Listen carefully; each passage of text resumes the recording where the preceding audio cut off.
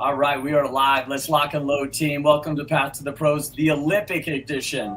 Brought to you by Blueprint to Bluechip, where we build the human being underneath the athlete. I'm Thomas Rowe, sports performance coach and co-founder of Blueprint to Bluechip. And with me, as always, is my co-founder and CEO, Aaron Sarles, 25 years of Fortune 500 executive consulting, sports mom, and the woman who built Blueprint Caddy Framework. We have talked on the show about undrafted players who become Pro Bowlers, walk-ons who become All-Americans, athletes who come back from injuries that should have ended, and those who have surprisingly were on a game show, let's call it that, and made their way to the Olympics. But tonight's story is unlike anything we've ever told you. Ryan Medrano was born 3 months premature. He was born with cerebral palsy. He didn't find out he could compete as a para-athlete until he was on the set of Survivor, a reality TV show back in 2022. He started training in December of that year, but by 2023, he was competing at the World Para-Athletic Championships. By November 2023, he was a Parapan American Games gold medalist twice. And in the summer of 2024, less than 2 years after starting training, he stood on the podium at the Paris Paralympic Games twice. 2 silver medals for Team USA in Paris in less than 2 years. If you have ever told yourself the path doesn't exist, tonight's guest is about to show you what it actually is, how it's actually possible. Welcome to Path to the Pros, and tonight in the room was a man born in Savannah, Georgia, who came into the world 3 months early and was diagnosed with cerebral palsy. Ryan, thank you so much for joining us. That's a hell of an intro, and I'm so excited to get into it. Thank you so much. Some people say I just couldn't wait to be in the world. You basically said it all. I am, like you said, a Paralympic athlete, 2-time silver medalist in less than 2 years after joining the sport. But it took me quite a long time to find my purpose. It took me getting on the TV show Survivor, season 43, meeting a Paralympian in a random island on Fiji, both getting voted out after merge, and then meeting each other in the villa, for her to grab me by the shoulders and go, "You can run in the Paralympics." So with that, I had this fire already burning in my chest from being on the show, from competing against people in the wild, literally surviving. They do not give you anything on that other than water. And having this passion of pushing myself to my absolute limits almost every day, and having that satisfaction that this is what I could create and accomplish, and then losing. And from that loss, burned this passion to be somebody at something, and somebody comes with this little bird to tell me, you can be the best in the world at something. And it was phenomenal. That's awesome. Well, hold on. Take us back. Before I get into Savannah, when you were born, nobody just wakes up and goes, you know what, I want to be on Survivor. I want to be on a show. How did that come about? So my ex-girlfriend, her favorite show was Survivor and Chopped, like either cooking shows or Survivor. So I'm like, let's watch Survivor. And during the pandemic, I'd always go, I can do that. I could definitely do that. I can do that. And then the post-COVID episodes were even, in my opinion, shorter and easier. And I said, why not apply? I applied, and some people wait months or years to hear back. I'm at work and I get a call, but it's screened it, and I get a voicemail that says, "Hey, this is Survivor knocking on your door. I want to get on a call and get to know you better." And this was before he learned I had cerebral palsy, my actual story. It was just me in my backyard chopping it up in this video with my brother, saying, "This is my backyard boot camp. I'm going to be on Survivor because I'm good at this, that, and the other." And he loved my energy. And then he heard my story, my background of being a military child, of having cerebral palsy, going through bullying as a kid, finding my confidence and my drive to make my disability not something that holds me back, but my superpower. My ability to be grateful for the people that were around me at a point in time where I couldn't make decisions for myself, to say, yeah, the doctor says he wouldn't walk, but we're going to give him therapy every Thursday for 4 years straight, 2 hours, until I was a clumsy kid, and put me in sports immediately, which gave me this drive, also being a middle child, to be like, hey, look at me. I can do great things too. Right. So my parents were phenomenal. Meeting the individuals that I needed to get to where I am today was a blessing all in itself. So it was quite phenomenal. I love it. So Savannah, Georgia, take us back. What was growing up like for you? You mentioned you were a middle child, so you were born 3 months early, diagnosed with cerebral palsy. What did life look like for you in those early years? Early years, my parents would have to come in and tell my teachers, hey, he's not ignoring you. He has a cognitive and a neurological disability. So it took more brain effort for me Okay. to do tasks. So I would sit there and I'd think, okay, they need me to go get that book. If I do this wrong, I'm going to fall over A, B, and C. So I would have to process everything and then I'd do it. But the more that I did it, and the more that I learned my body to be able to adapt. So if you see me, I look regular, but it's taken 28 years to adapt and look regular and work at this functioning level to be able to do complex things such as sprint less than 11 seconds down the track. So being a military child and a military child, we moved all over. So I had to not only adapt and learn how to interact and do things physically, but I had to learn different cultures, different people, different settings at a very quick pace. We went from Georgia to Missouri to Alaska, then El Paso. And being a middle child, I'm going to be honest, my oldest brother was quite the bully, but we have a fantastic relationship now. I got bigger at about 14 and he stopped doing it. So, but with that understanding of being bigger in that sense, I had this passion to protect others because I'd been through hard times. I'd been through adversity. I'd been through being bullied not only at school but at home. And I said, I don't want anybody else to feel this way. It had given me the strength to speak out, which is in a system of the society norm to be quiet and follow. It gave me this ability to go, hey, that's not right. Hey, this person shouldn't be treated this way. So that built the foundation of me in sports, at me at school, me at home, of always trying to go above and beyond and be the best version of myself because I've seen what having that person behind you pushing you forward and being there to support you and also being in the shoes of somebody being bullied. So I'm like, I don't want anybody to feel terrible. I want somebody to feel like there is somebody, even if you don't know me, somebody stood up for me, and it gives that little spark. You never know how somebody's day is going. You never know what somebody's life is back home. So being that one person to go, hey, you have a nice shirt on, could be enough to change somebody's day. And that's something I ingrained in myself from early on. I was called the smiley baby because I was always smiling all the time. My mom always thought I was going to do something great because I always had this energy to want to give, not in the sake of getting back, but because it was something I truly enjoyed, spreading joy with others, spreading meaning with others, and connecting with people around me, allowing me to also gain a perspective of how to handle situations when I come across problems. By connecting with others, I was able to go, well, I know how to do this. Joe and Bob face this situation this way. This is the best way I can come up and solve this problem, regardless of what it was. And it amazes people how quickly I can solve things, but that's because I always think outside the box. I use all the connections I've made along the way and the experiences and things I've been through to then forge a path forward. I love that. You know, it's you have a lot in common. You and I have a lot in common in the sense my dad was also in the military. I was an older brother. I have two twin brothers that are younger. I'm 6'2". And my dad said, he's like, son, you better be careful because they're going to get a lot bigger than you. And they're 6'6" now. And so I had to reel it in just like your older brother did. So I can empathize with your brother. So when did athletics first enter your life and what did that mean for you growing up? And did you feel like cerebral palsy was a disability or was it just a little obstacle you had to just overcome? So sports was introduced very early. Luckily, my mom was a go-getter. You tell her she can't do something, she's going to prove you wrong. My dad was a drill sergeant, so punishments was holding squats and holding books in your hands and doing as many pushes as you can. So from an early age, probably since I could walk, we're either outdoors or on sports team. I've done soccer, skiing, basketball, baseball, wrestling, snowboarding, cross-country skiing, cross-country, 5Ks. I swim, but I'm not the best at it because I'm very dense, so I can swim real fast, but I can't swim real long.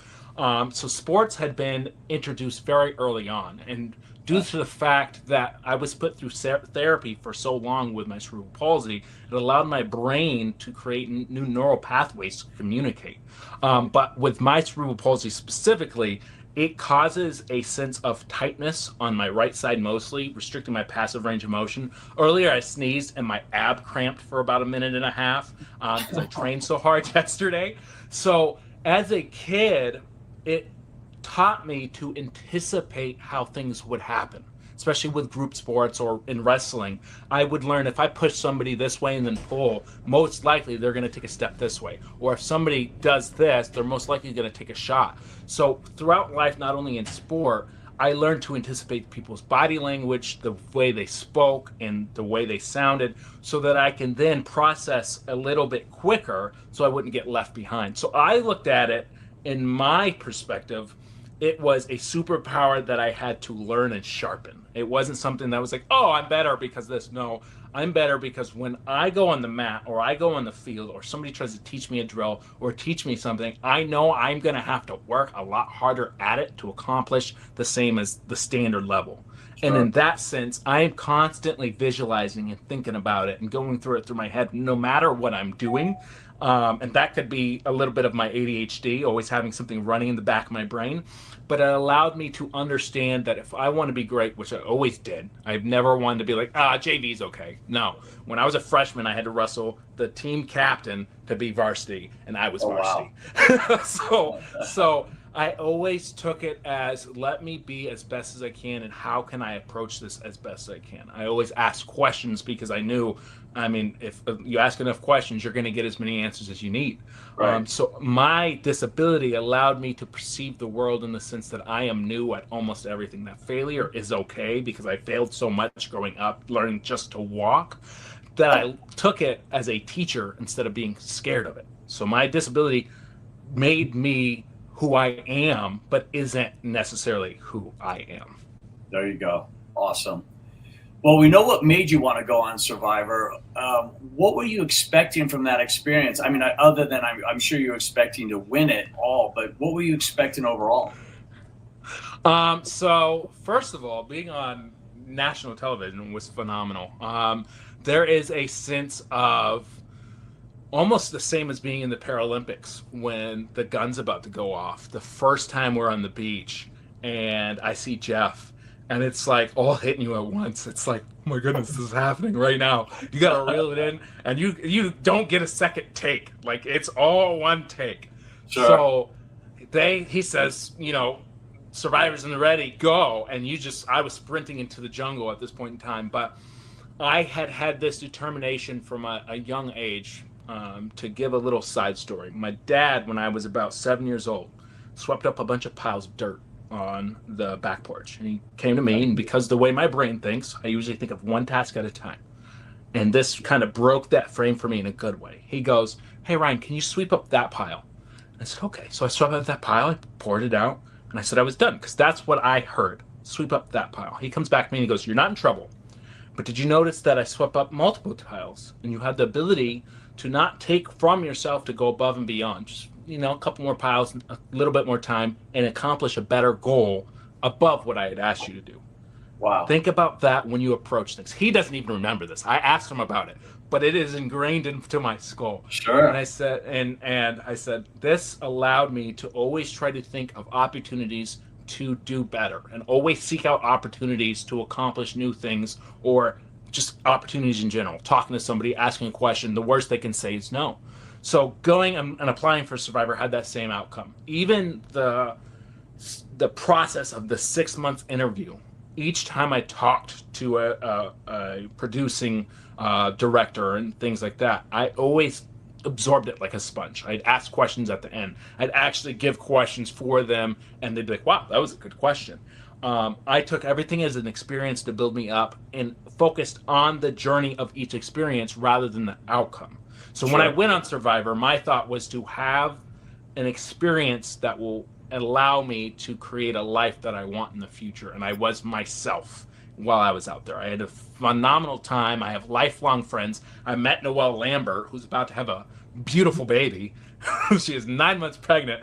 And it allowed me to look at that very difficult, because it wasn't easy, a very difficult task, and enjoy every second of that difficulty. So I was expecting to be pushed to my limits. That definitely happened. To do new things. That definitely happened. And to completely be myself, kind, very open, very communication as well, providing. And it allowed me, like I said, to create friendships within the game that have carried throughout the rest of my life. I have Dwight, who I connected with in Survivor.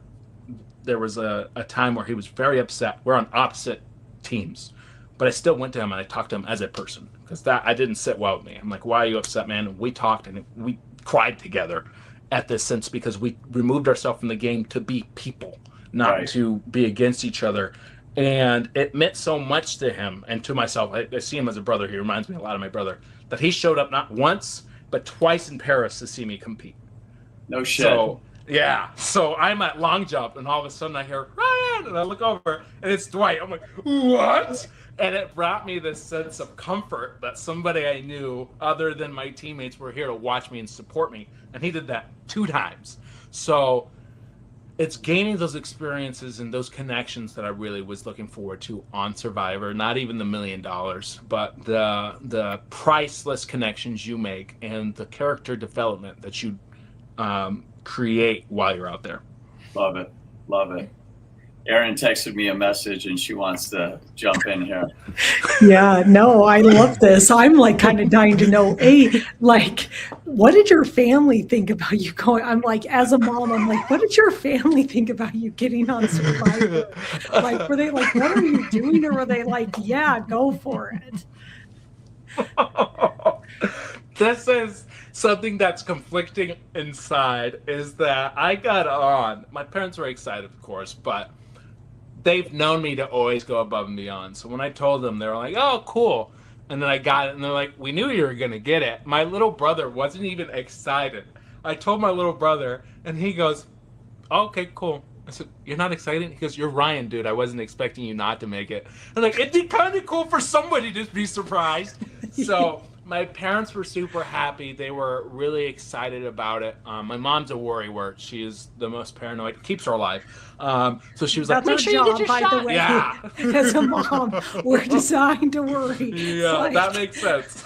Every I'm time sure she's like, I can't call him. Are you okay? Are you alive? What's happening? I just took a trip to Africa, and my 365, World 365, told my family I was in Africa, and she texted me, what the hell? And I said, what? She goes, where are you right now? I said, I'm at a competition in Africa. You didn't tell anybody? I was like, I've been telling people, you need to be safe. But your dad and I were worried that you got trafficked. I was like, no, Mom. So my dad was excited. He knew I'd do great. My brothers, other than my little brother, were happy. My little brother was just like, that's you. You got all the luck in the world. So they were really supportive. And they were excited for it, and it really paved the way for me to be on the screen like I am today with that USA shirt on. So it was a mixed boat of emotions for me. Very excited, most of it, but my little brother's reaction of you're Ryan. I didn't expect anything less. I was like, come on, man, come on. I love that. You're just, that's you. No, so for the audience, I don't think so. Tell them what season you were on, and then where was the location. So what was where'd you get to go? Luckily, I get to go to Fiji. I got to go to Fiji season 43. I love Fiji.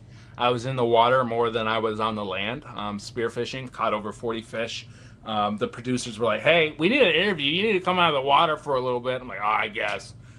Even the surfer was like, I don't know how you're out there that long. I was like, I love it. But I was on season 43, and it was in Fiji. I was so happy when I heard it was Fiji, because if you've watched Survivor, you see the ones where they're like in a desert, and they're having to wring out like elephant dung and moss just for water, and they have to stand guard at their spiky pit to make sure lions don't get them at night. Yeah, I was like, I hope I will do my best out there, but I would rather have a place with water. Yeah, I love that. Thomas. Awesome. Ryan, walk us through the moment on Survivor when you met Noelle Lambert. It sounds like she's still a good friend, and she told you that cerebral palsy was a recognized disability sport classification.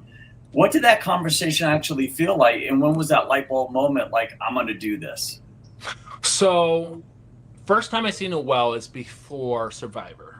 Before we get on the beach, we're all on in the villa, and we're not allowed to talk. We're still waiting to get on. And I saw her. She had her amputee. She looked like a strong woman. A little backstory: my mom had a stroke at 32 years old, killing 2/3 of her brain. My mom was, and still is, a superhero to me. She was never supposed to walk, talk, be able to eat. She's supposed to be vegetabilized, basically. And she does cycling. She has her own art business. She runs marathons. She just did a 5K when I was in Prefontaines on 4th of July. You would not know she was disabled unless she told you, hey, you got to speak on this side because this side can't hear. She completely wowed the doctors. So growing up from 11 to 24 years old, knowing that a disability, even in myself, a disability doesn't stop you. And if somebody's on Survivor with a prosthetic, they are going to be a badass. They're going to be phenomenal. So I saw her and I was like, I want her on my team. I couldn't talk to her, but immediately I was like, she's going to be awesome. And she was. One of the challenges, you see her, we're in the water on these giant boxes about 20 feet up in the air. And she's just going back and forth with her team. She's like, should I keep my leg on? Should I take it off? She goes, screw it. She pops her leg off, jumps in the water. There's a picture and everything. Amazing individual. So meeting her and getting to talk to her and telling her I had mild cerebral palsy, she wasn't telling anybody she was a Paralympian yet because she didn't want people to be like, oh, she's going to kick our butts in challenges. So it took until after we got voted off. And she comes to me super excited, of course, shoveling food into her mouth because we're at the dinner table and she just got back. And she's like, dude, you got mild cerebral palsy, right? I said, yeah, it's cerebral palsy. She goes, you can compete in the Paralympics. I just saw you kick butt on the island. You can do it. I'll get you connected with my coach if you want. I mean, I would love to start training because I was already training with all the weights they had in the Fiji gym and moving up and down this hill, doing 200 squats with weights on my back because I just had this fire. And said, let's start training. So I was starstruck. I got to train a Paralympian. I was amazed. Every time I'd be like, this is so cool. And we connected there at that dinner table, and she gave me that opportunity. And I didn't doubt for a second from then all the way to the podium that I wasn't going to get a medal in 2024. There was people, my nutritionist, Sally, I love her, but I had called her before I was on the team and I said, hey, what do you think about my body weight? Should I lose weight? Because I'm a heavy guy for sprints. At that point I was about 195, 200 pounds. She goes, well, at this point, it's more of a technical thing of you learning sprints. But even if you learn sprints, you got to run 2 times fast enough to qualify for nationals. Then you have to run an A standard at nationals to make the international team. Then you have to hit an A standard at an international team to actually make it to Team USA as a paid athlete. And it's kind of a Cinderella story. And I said in my head, I was like, well, I guess they should put the slipper on because I'm going to make it. I am not taking no as an answer. So, fast forward 2 years, I came to a couple camps. I got to see Noelle, and I have pictures of her at meets and things like that. And we both made it to Paris 2024, competed in Phenomenal. And they also had us on another TV show later called Raid the Cage, which we completely destroyed. Awesome. Well, we're going to get into that. But, so I was just, while you were just sharing that story, I looked you up on YouTube and you were noticeably bigger. So, I mean, stockier. So you're 195. What do you weigh now and how tall are you? I am 6 foot, 6'1" with shoes on. And I actually weigh about 212 pounds. No shit. Yeah. So I've slimmed down, but I'm still, I don't know what it is. Either my muscles are denser or I've moved into my legs, but my calves are definitely bigger than they used to be. My quads are about the same size, but I am about 210, 212 pounds. So I am dense. So I'm a big boy. Yeah, no doubt. Based on where I'm looking at you, talking to you right now to that video, I would have thought you would have said, yeah, I'm down to about 185 or 180. I wish. This is I still got the guns, they don't go away. They stay there. Attaboy. They don't go anywhere. Awesome. So you were voted off on day 17 in the middle of processing that. Did any part of you already know what was coming next? As in the Paralympics? Yeah. No, not at all. Again, Really? maybe in my soul, because when I say I had this passion to beat somebody at something, I've always been competitive. But there was a voice screaming from my chest that you need to start training now because something big is coming. I had no idea it was the Paralympics. I had no idea what the Paralympics were, but I was like, I need to I miss this drive of putting everything on the line and having that exhilarated feeling in whether I win or I lose, I know I put it all out there, and I need to do that again in some way, somehow.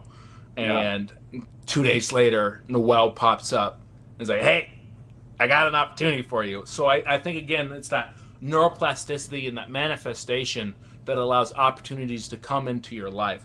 They've scientifically proven that mental and psychological thought impacts the physical world, and maybe that drive to beat somebody at something attracted that. Butterfly flaps its wing across the world, creates a tsunami all the way over here. So It was, a phenomenal feeling to have this drive, this hunger to compete, and somebody go, "You want to compete at the biggest stage in the world?" Yes, I do. So then you go home from Survivor and you started training in December of 22, I believe. And yes, sir. What was the first training session like, and what did you think was actually possible at that point? First training session, dark track, Coronado High School. Shout out T-Birds. And I'm with my brother. I'm getting my time so I can text Coach Mac, who's my coach now, my actual time, because I had a thought of how fast I was from high school, because I ran a little bit of track in high school. And I ran in flats. I sent him my videos of me running. He goes, "You're not too bad." And I had purchased an online training plan from a German sprinter before I was completely connected with Coach Mac, and started doing that. But funny thing is, I don't even think he knows. When I first timed myself, we're on the opposite side of the track from the 100 meter. So I actually thought I was running 100, and I was running 90 meters and hitting 11 something. So when I first started, I was actually hitting like 12 something seconds. And within about 6 months, I dropped that down to an 11.2. And that was, So, I came after about 3 months of training, came to a camp with Coach Mac, and I had his best record for his 30-meter flying, the flying 30 in Brooks. I was wearing Brooks, 4-point start, no blocks. First time I came out of blocks, I almost fell over because of the difference in my legs. So it was good that I am used to starting or having the mindset of being what I call dumb enough to learn, to know that I don't know everything, which allows me to absorb everything like a sponge. I took videos after videos after videos, watched what I was doing, how it felt, and what it was supposed to look like, and then visualized myself doing it properly for 9 hours a day in a warehouse, and then went back to the track, in the dark, sprinting. So I would be on my feet all day and then go to train, because I had a dream, I had a vision, I had a goal, and I knew I had to be consistent with that goal, because there was days you don't want to do it. You finish work and you're like, my legs are dead. Yeah. But then you think, if I don't, somebody is. And I'm going to be disappointed in myself rather than confident that I really did put everything out there. Ryan, this seems so surreal, because most athletes spend years building towards their first international competition. You had months. What was that compressed timeline like for you mentally as well as physically? I also think it's a neurodivergent thing with my ADHD. We operate phenomenally under pressure. So since I had a shrinked timeline, I was like, I got to get things done. I got to get them done right. So I sent videos every time I would sprint. Every time I do a drill, I would ask Coach Mac, "Hey, how does this look?" Every time I would do a dribble, and he'd go, "This is what we want it to look like." I would do the same track warm-up at the track, work out at the track for 2 hours, do that same warm-up again in the gym, work out at the gym for 2 hours. I would do that 3 to 4 times a week. I would have a circuit on Tuesdays, Monday, Wednesday, Fridays. I would be doing hardcore workouts. But Monday through Friday, I was consistently working from 7 to 5 in the evening. So 7 in the morning, 5 in the evening, doing a warehouse job, pulling electrical wire. So I was on my feet all day. I would finish the day with like 26 to 30,000 steps. So my legs were getting the endurance, my fatigue was getting there, but I had this goal. I had this drive, this mental fortitude to overcome what the body was telling me. Now, of course, learning recovery, learning sleep patterns, and creating a community of people around me that also understood my goal was all the way up here. You can't even see it anymore. It's off the screen, right? So, I can't see it.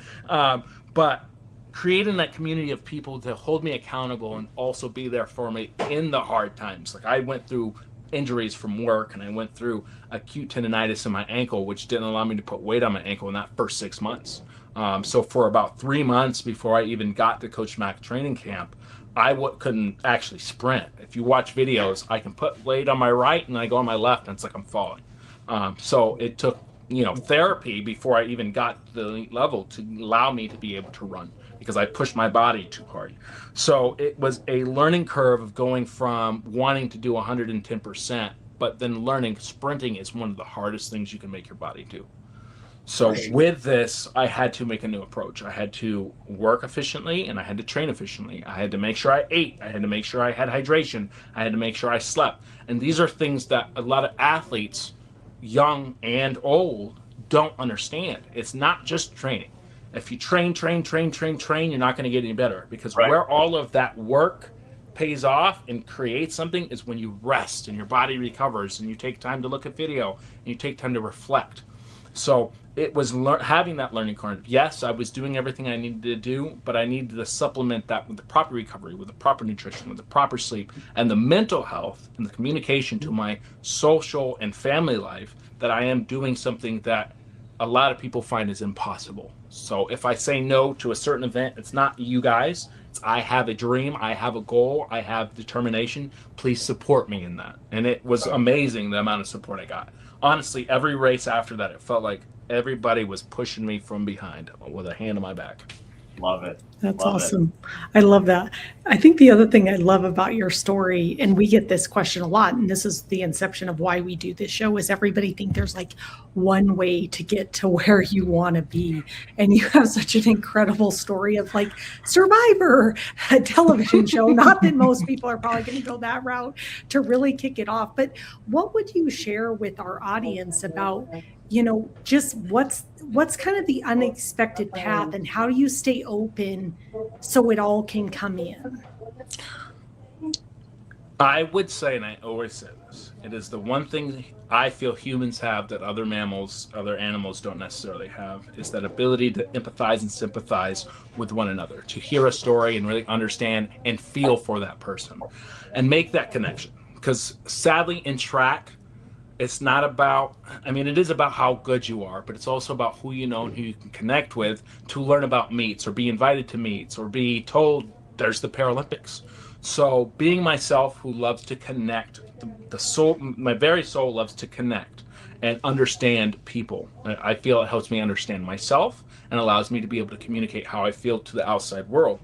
Now, this allowed me to make connections that were strong enough to go, I trust in this guy. I can put my neck out and say, this guy is going to be a good athlete, just from seeing how much he supported the tribe, that how much he pushed himself forward to be the best that he could be, even if he was starving, thirsty, anything like that. But that also translated into when I connected with coaches. When I went to Paris, I just recently had a meeting with Brad. He is a big person at Nike for the Paris sponsorship. And one of the first things he told me was, oh yeah, I talked with Akil Whitehead and he mentioned you. And I said, I will never forget that smile that he gave on the podium. And he's not the first person to say that, but that is one of the best compliments I can receive, is that me as a person, the person I've developed and the person I am outside of sport, in sport, to be able to empathize, sympathize, and connect and really want to be a part of people's life, no matter how short, has allowed me to make connections that outshine a gold medal. I have 2 silver medals. I actually have them here. But my connection with people is what has pushed me so far to be able to be here, and for people to understand he works hard as an athlete, but that's because he is such a good person and he can connect with you, can empathize and can sympathize. And that's why people want me around. That's why people will put my name out. And that's why I'm here on this video call, because I connected with Shane on a random day. So that's so really awesome. Well, at some point you're going to bring out the silver medals, okay? Like we got to see these things. There they are. Bring them out. Bring out the hardware. We want to see it. This is one. Oh, that's awesome. Oh my God. So it's 98% silver, 2% Eiffel Tower. Oh yeah, I forgot that's how they did the Paris ones. So yes, this is actually a piece of the Eiffel Tower. They have the pieces that they use to repair the Eiffel Tower in a tube that's keeps them from oxidizing, and they take these little pieces and they scribe them. And the cool thing is there's actual braille on the back here. No shit. This is Paris 2024. And then if you ever wonder which one was for which race, you actually have an inscription on the bottom that says which race. That's so incredible. That's incredible. So that's one. Ooh, this is so cool. Show and tell. I'm like the teacher that's like, yes. So now we got 2 of them. Wow. That's remarkable. Just your I don't know why you take them off. I would just go everywhere with them. My It's back. like when Michael Phelps put on all his gold medals, you're like, oh my God.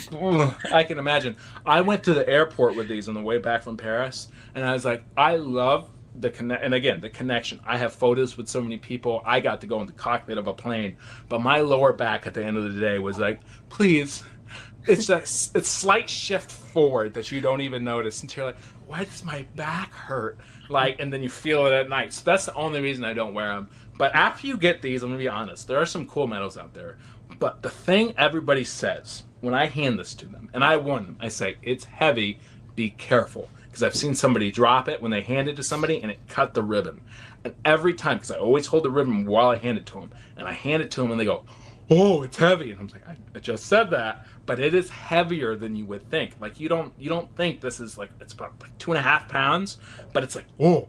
And it's also the mental, the psychological, if this is somebody's Paralympic medal, I don't want to drop it. And then they hold it, oh goodness, it's heavy. And I'm like, yeah.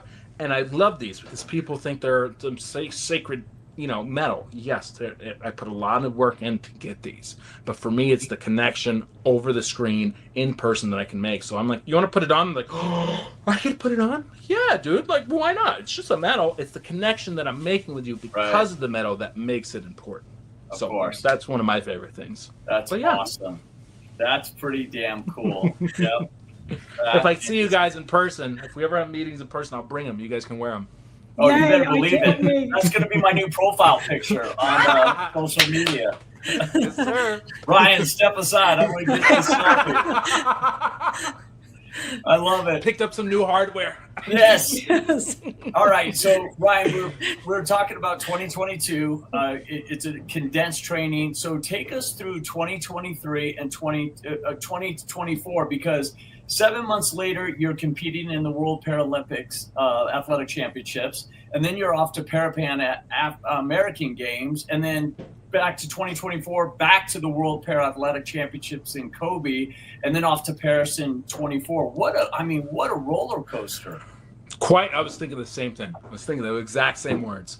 Again, working the warehouse job, I never had really time to rest. 5 days a week, over 40 hours. It was I'd say about 50 hours a week, and you're lifting heavy things all the time. So going into Paris World Championships, I actually was recovering from a back injury. So between nationals and Paris, I only trained 5 times.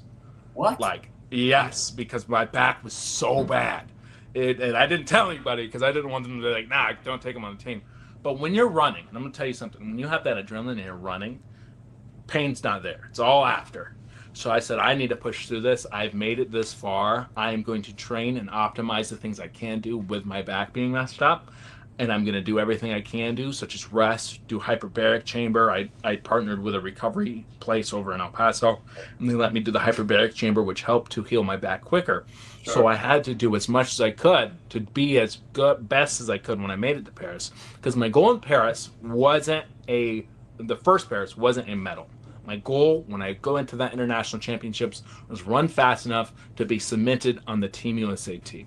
And that's what I did. I ran in less than 11.2, and I also ran fast enough for my 400. And I didn't get any medals, but I ran fast enough to make and certify myself as a Team USA, Para Team USA.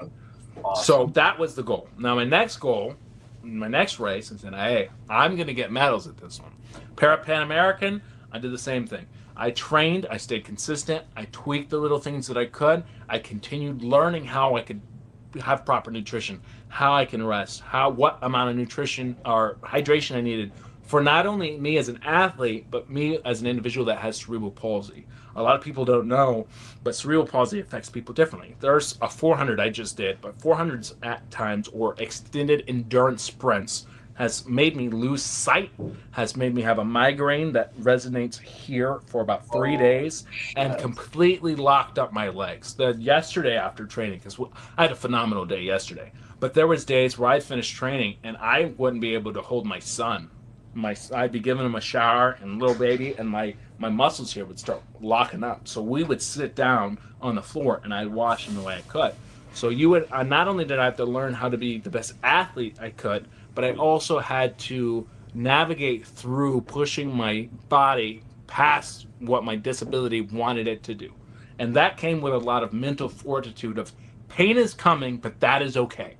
Yeah. Pain is like the amount of pain that you have during a broken 500 or 400 when you have something like cerebral palsy isn't just a physical pain. It is both a extreme mental pain, and the way that your body doesn't want to work at the end of this thing is sometimes frustrating. So it was learning to work with the frustration to allow my body to relax and to get faster. And by learning these things, I got 2 gold medals and a bronze medal in Pan American. Bronze medal was in the 4x4. We did phenomenal. Honestly, I took off once I was gone. But that first 100, and I won, drove me to then win that 400, because I was like, oh my goodness, that felt amazing. I just won. I just went from placing 5th, 6th, and 7th in Paris because of that back injury to getting first here. I'm getting another one of these. I did. It was phenomenal. I loved it. And from there, we went to Kobe. And that had a little bit more time in between. I love Japan. I'm actually learning Japanese now. So to be able to experience that, yeah, I'm so excited. I'm actually partnering with D-Lock. If you get to do his interview, we're both learning it so we can talk back and forth together and practice. I'm having a lot of fun. Awesome. But with that passion for that culture, I really did also want to perform well there, not only as an athlete, but to make an impact in Japan for a personal reason. So I continued to talk with my work as well, because my work at that point in time, actually, when I made it to Paris, I had to quit my job the first time. My job came back to me and I said, hey, I made it to Paris after I ran at Nationals. And they said, hey, we want to promote you, but it's either you work here or you run. And I said, well, I'm sure that was a tough choice. I love my job. If Zach sees this, you're an amazing manager. But there is no world where I see myself not chasing my dream, no matter what it is. I'm sorry. It's you know how much regret? I can live with having to fight to get another job. But regret is a feeling that I absolutely, and I don't use this word a lot, hate. I hate regret. That thought of constantly overthinking things. So do the best you can and take those risks and that overcome that fear of taking that risk, because what's worse of being scared of maybe not having a job when you get back is the regret of taking that job and now regretting it for the next 20 years. Yep. Because you never ran in Paris. Yep. And it worked out. So at this point in time, I made it to Tokyo. Tokyo, I still was not working. From after Tokyo, actually, I was working right before Tokyo. Apple hired me. I worked for Apple for a little bit of time. Apple was phenomenal. I went in, they said, we'll work with your schedule. Where you're representing the U.S., we are here for you, as long as you put the work in when you're here. So I got to put work in when I was there so well that I was one of the top salesmen. People loved me. I had over 104 5-star reviews in a row by the time I left Apple, when I left to come here. So it was phenomenal to be able to work with a company that allowed me to also pursue my dream, and that relief of going, I can leave to run and I can come back and still have a job. And I did so well there that when it was a temp position, it was a seasonal position. When I ran in Tokyo, I came back and they said, hey, we have another position open, apply for it. I applied and got it. And they said, hey, now that you're permanent, whenever you have to leave, just let us know, you can go. And when I made the Paralympics, they actually put me on the Apple News. It was phenomenal. Like awesome. the whole, like all the big wigs saw my face. Like, it was amazing. So when big people would come, like, oh, that's Ryan. Does he have his medals? Like after I came back from Paris.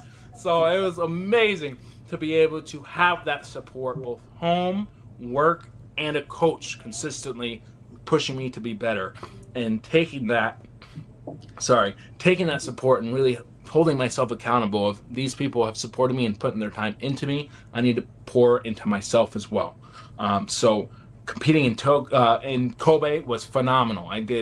I was seeded to get fifth in the 100, or fifth in the 100, and about fourth or fifth in the 400. And I actually got second in the 400, fifth in the 100.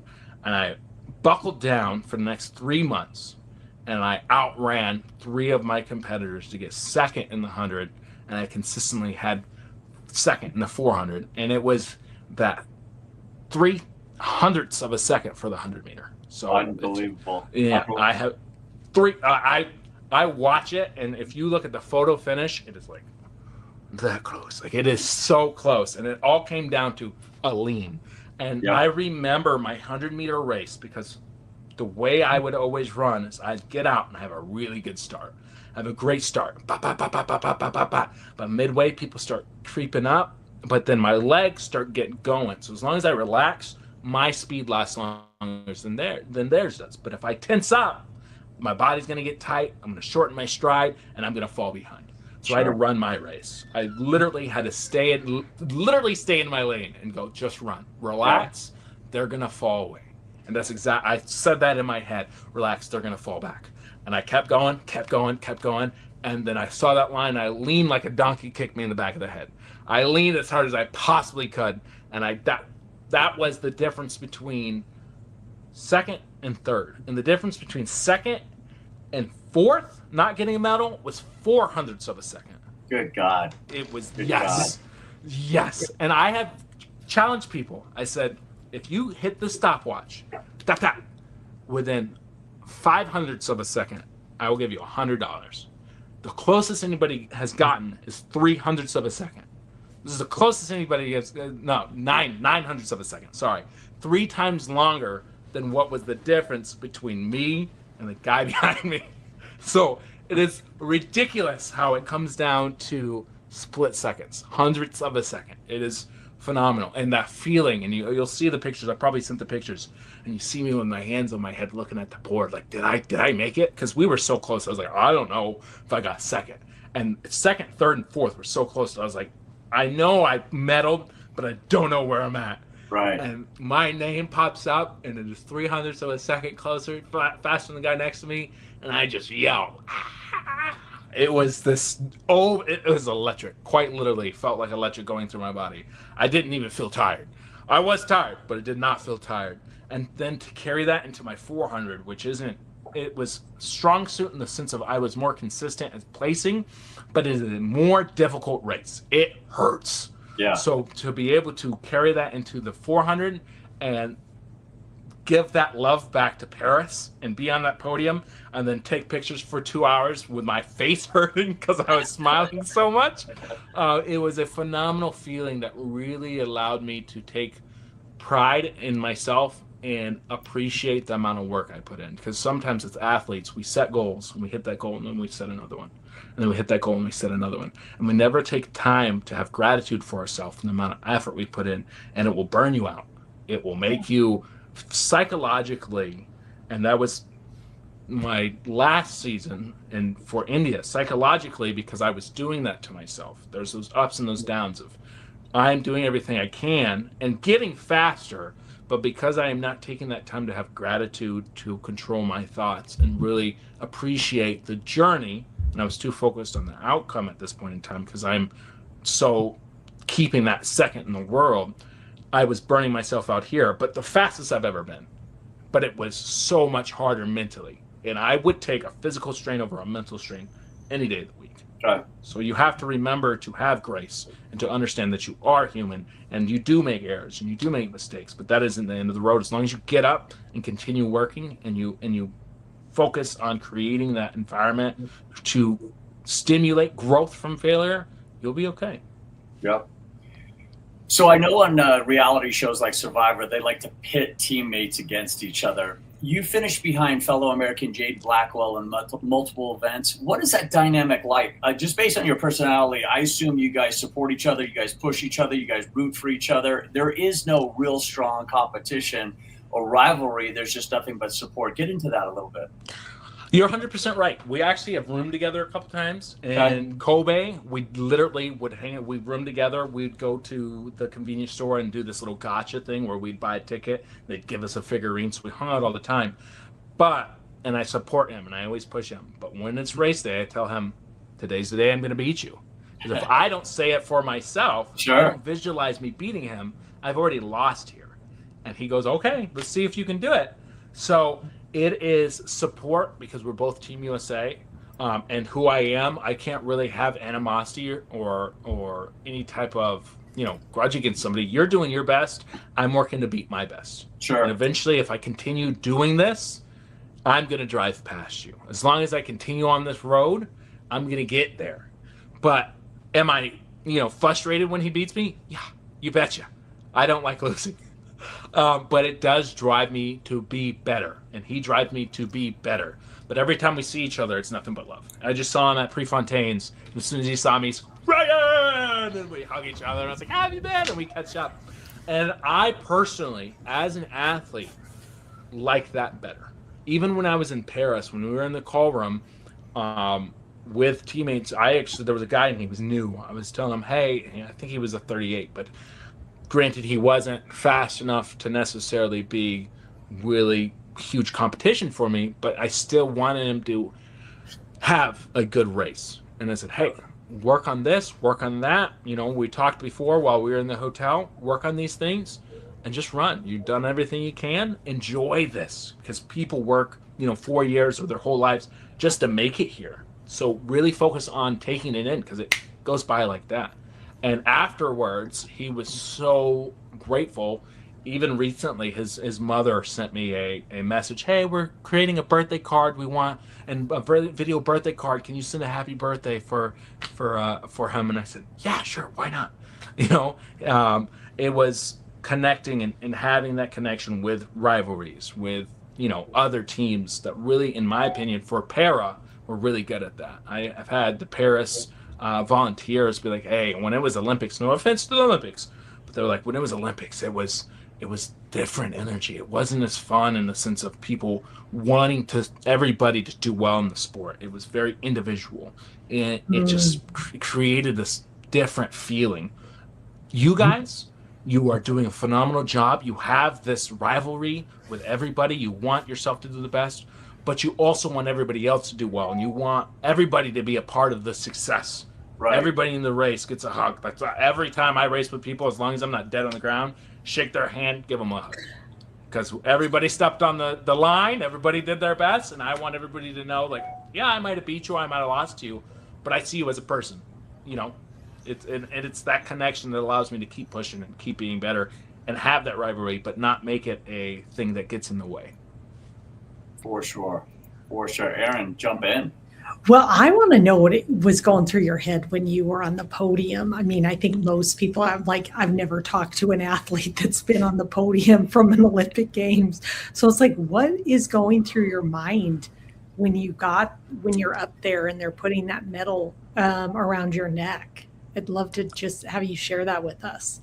It is like a physical weight is being put around your neck, but almost like a spiritual weight of all of the hardships and the hurdles you had to go over and the things you had to figure out and the money you had to get together to make it to nationals, pay for your shoes, but also pay for bills. Every hard thing that was done, every pain you've gone through to make it there, turned into this uplift. It felt like I had wings. I was on fire. I couldn't stop smiling. I jumped up in the air because I did it. Like, not many people get here, but it's a sense of validation of all the hard work and the belief I had in myself and the people that believed in me and had faith in me. I proved them right. I was able to do it. I was able to make it here. And the gratitude that I had towards every other athlete, because again, a lot of people, their dream is to make it to the Paralympics and they don't even do it.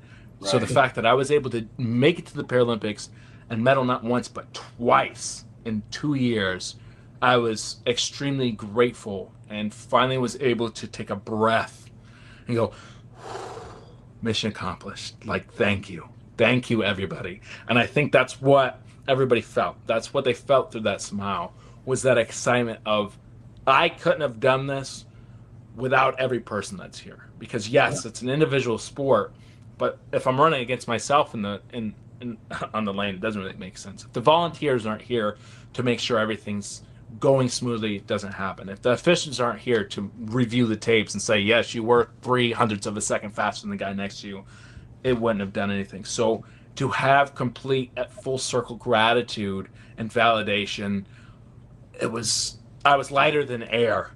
It was phenomenal. So cool. So in 2025 World Paralympics Championships in New Delhi, you get the silver and the 100 again. What do you want people to understand about para-athletics and Paralympic moments that most Americans don't really know or understand? So for Paralympics India, the community itself, especially India really likes, not to do a side note, but I connected with them well.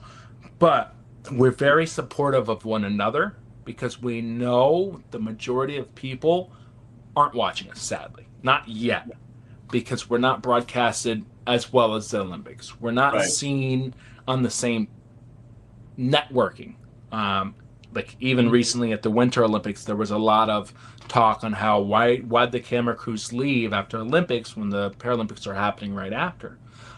So it is the understanding that we are equal to the Olympics. We work just as hard, if not harder, to overcome our disabilities and become the best in the world at what we do. I have all the respect for the Olympics. I have all the respect for every Olympian. I have all the respect for every Paralympian that comes before and after me. So with that, it's making that distinction that we are different but the same. We are world-class athletes, but we just compete in different events. Both of them are phenomenal to watch, and both of them need our support, both as viewers and as athletes. Because without viewers, there are not necessarily no point in the sport, but I'll tell you what, there was a huge difference when I ran in Paris, and there was a full crowd, and the sound was vibrating in my chest, and it was hurting my chest when I was getting ready for my 100. And the feeling of that race was electric. Like you're going through and you can feel everybody cheering. As soon it goes quiet and the gun goes off and it is roaring. I would love for people at Grand Prix and Nationals all over the world to be able to experience that. Because you have athletes, Pan American was great as well. But you have Grand Prix in Tunis recently that I just did. We had a bigger crowd than I was expecting. But having that coverage will allow us to then create a community and a pipeline of athletes that have disability, or even just in general, creating more opportunity for sponsors to sponsor athletes, for ads to be ran to raise money for the competition. So as an athlete, what I would like to say as Paralympians and what people need to know, both as an athlete and as a viewer, is that it's our responsibility to raise awareness for the sport. It's our responsibility to put into the sport so that we can create a better atmosphere for the athletes, for the viewers, and for everybody in general. So that's what I would say. Love that. I love that. Aaron, you wanted to pop in? Yeah, I did. I just would love for you to share it, I think, to people that think it's too late or this isn't going to happen. I mean, you kind of came out of nowhere in the most beautiful way. Like, what would your message be of like, it's never too late to achieve your dream? It quite literally is never too late. Again, like I was saying before, regret will kick you in the butt. When you are old and wrinkly and you've done almost everything you wanted to, but you didn't think you were able to reach your dreams, whether it is going for your dream job, moving abroad, learning a new language, telling somebody your feelings, or trying to run the Paralympics. Do it. At the end of the day, there's no reason, as long as you're not hurting anybody, there's no reason not to reach for your dreams. It is an experience. It is one life that you have. So at the end of the day, you're either going to regret what you did because you didn't do it, or you're going to have this life that, let me rephrase that. At the end of the day, whether you go for it or not, you're either going to have this regret from not doing it, or you're going to have a new life. You're going to be able to keep moving forward. You're going to be able to figure something out. And reaching for that dream, creating that path for yourself, there's no blueprint. There's no roadmap for that. You have to figure it out. You have to learn. You have to be able to speak to yourself and go, what do I need to do to reach this goal? Who can I talk to? What routes do I need to take? And of course, ask questions. Ask questions to everybody. We're having a meeting across the United States together. So there's somebody in that sport, there's somebody in that profession that would love to sit down and talk to you no matter what. So just sit down, ask questions, take a risk on yourself. Because if you're not there for yourself in that sense of, I should do this, I need to do this, who else is going to be?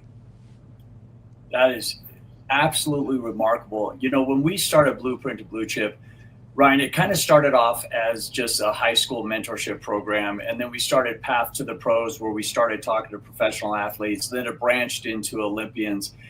2 years ago, if somebody said that you're going to be sitting down with Ryan and talking about Paralympics, I would have been like, no way. I mean, it's absolutely remarkable. Your story is astonishing.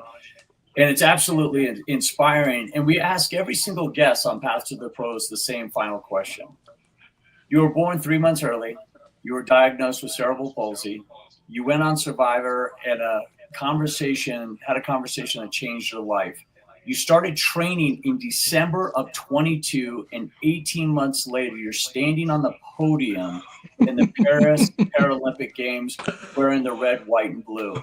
2 silver medals, Team USA in Paris, and then the story is still being written. What do you want your name or your legacy to stand for? Connection. I want my legacy to be able to connect and mean something, no matter how small, to inspire somebody to get through that hard day. Because I myself have been through a lot. And I luckily had the strength to pull through some of it on my own or to lean on others. So I want my legacy to be, the strength is in the heart of you, to be able to connect and to be able to make it through the hard times. Because, after every rain, there's a rainbow, after every storm, you can't have crops without the storm. You can't have certain wildlife and trees without fully flame coming through and breaking through that seed to allow it to flourish into these magnificent trees like we have the redwoods. So it does take a lot of courage, a lot of strength, a lot of heart to be able to make it through hard times. But being able to connect and share the burden sometimes, a burden shared is half the burden. Love shared is twice the love. So being able to connect and share that joy and that burden with the ones around you and create that connection, that's what I would like my legacy. The reason I'm able to get as far, run as fast, jump as far, and be the person I am is because the people that I surrounded myself with believed in me and connected with me and were able to call me out and call out my flaws. And you need to work on this. You're doing a great job at that. You need somebody to hold you accountable, or you need somebody to lean on. Create that for yourself. Connect. Ryan, I don't think we're going to be able to top this episode. Holy shit. Holy shit. Team, that is Path to the Pros for this week, and probably our final episode. We hit the peak. That's it. We jumped the shark.